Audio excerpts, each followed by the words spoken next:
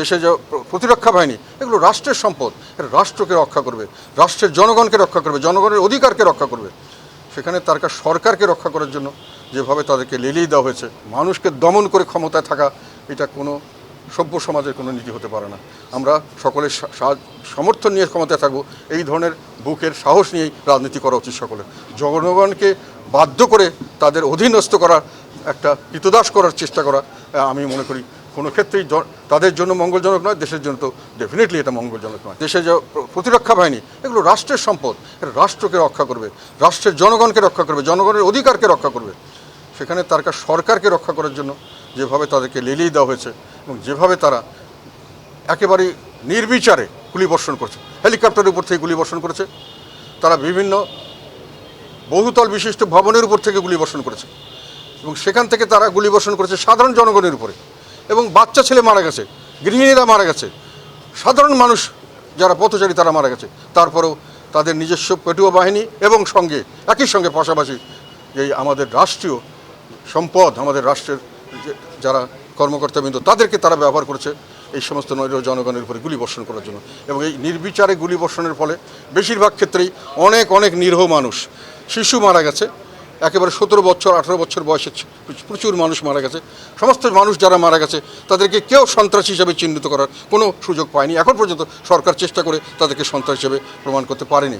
কাজে এটা বোঝাই গেছে যে, তবে আমার প্রশ্ন হলো, এখানে এই নির্বিচারে গণহত্যা করা হলো কেন, কি?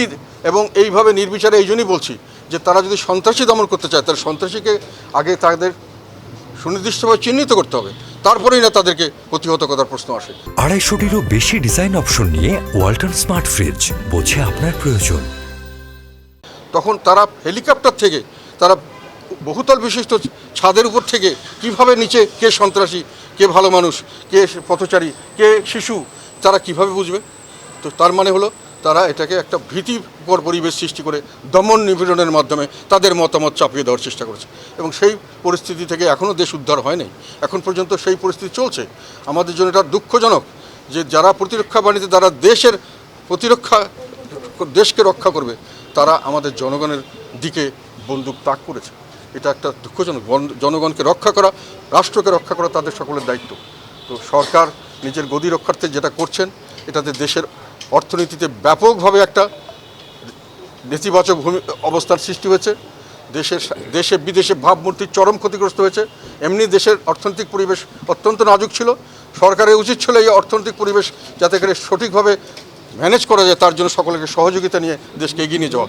সরকার এই সময় এই রাজনৈতিক অস্থিরতা তৈরি করে আবার আমাদের দেশের অর্থনীতিকে নিচের দিকে নামিয়ে নিচ্ছেন। এখন অর্থনীতির কারণেই সাধারণত সামাজিক অস্থিরতা হয়। এই অর্থনীতির শোচনীয় হচ্ছে, আরও রাজনৈতিক অস্থিরতা সামনে বাড়বে, আবার দমন নিপীড়ন হবে, আবার অর্থনীতি তার জন্য ক্ষতিগ্রস্ত হবে। এই যে একটা দুষ্ট চক্র তৈরি হয়েছে, এ থেকে বাংলাদেশের মানুষ সহসা রেহাই পাবে আমরা মনে করছি না।